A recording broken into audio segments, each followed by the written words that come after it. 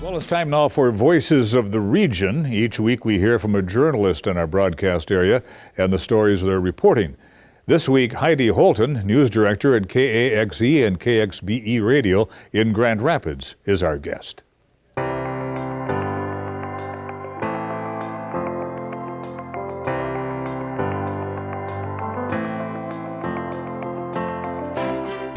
There is the new pipeline going in from Enbridge Energy throughout northern Minnesota. We try to figure out, how do we cover this? Because we know that we have people who live here who are, now they have really good jobs. Over 4,000 new people have great jobs that are going on right now. But we also have people who are really committed to the land and really want to work towards a fossil-free future and are committed to the water and keeping the water clean. Water protectors have been on site in Bacchus, in Palisade. There's a lot of things going on in Floodwood as well. And they've been having pretty regular, I think daily protests and conversations about what's happening. So in our Strong Women series, we've been trying to listen to the women, especially that are there. Women feel a kinship to the water and to protect it. We're also talking to the folks at Enbridge and to the workers at Enbridge to not take a side on this, but to present the complexity of life in northern Minnesota. Dawn Goodwin is co-founder of RISE. She had this to say. Being a woman, that's my duty, is to protect the water for all the next generations. Learn about your responsibility, because we're all treaty people. That agreement, the 1855 treaty, signing was agreement for settlers to come and move into this area and live on these lands. And we agreed to live in peace. And it's often misunderstood that the Ojibwe people, the Anishinaabe, we were given rights, but that's not true. We retained our inherent rights and gave the settlers the right to come here and live on this land.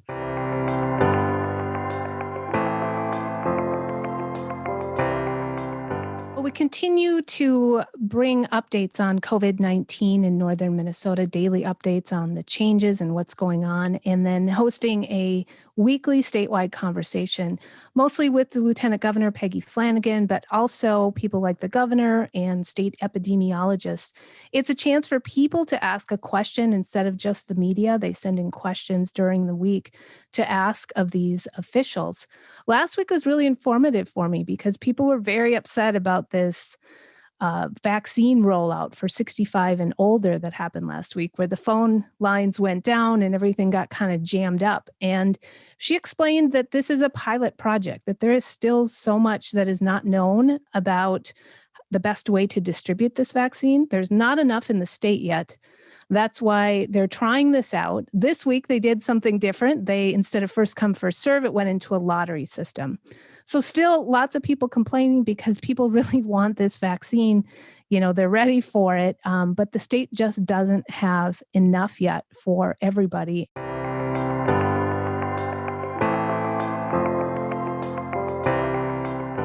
We've been trying to cover the economy of northern Minnesota and new things that are out there, kind of inventions and ingenuity.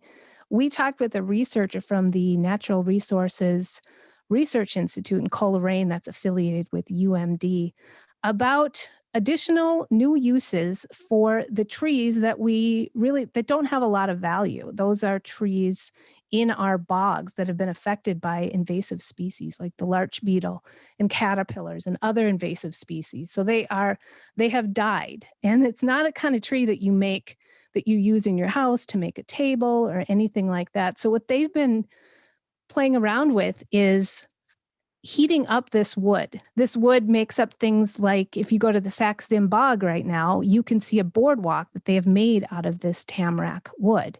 And so they're hoping there might be a new industry there for loggers, for the timber industry, that there might be uses for decking or for different kinds of things with this wood that has been heated up and has a different use after it has been kind of invaded by these species. They've also used the char from this wood in places like boulevards in urban areas where there's trees that are dying because of road salt.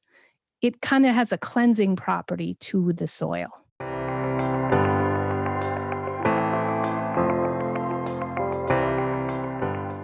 Phenology is a weekly segment that we do. It's been around for over 30 years.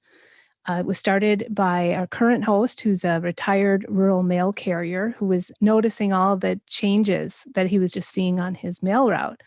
Turns out he's got all this database of 30 years of information that really tells us a lot about climate, not climate as a political statement, but climate as in, we see cardinals here now, we see turkeys here now that we didn't used to in years past. And people feel really connected to it because you don't have to be an expert. Like this week, Ms. TG's class at the North Shore Community School, they were reminding us, they always tell us, make sure get outside and be observant. And they were telling us about how the snow changes, kind of the texture, and you start to hear a squeak in the snow when it's less than 16 degrees. And to be a detective and follow those tracks you're seeing in the snow and kind of try to figure out, is that a fox? Am I seeing snow fleas? And it's really a great way for people to kind of feel more connected to the land we live in. And especially during the pandemic, we hear from a lot of people, it's inspired them to get outside. And I think we all kind of need that right now.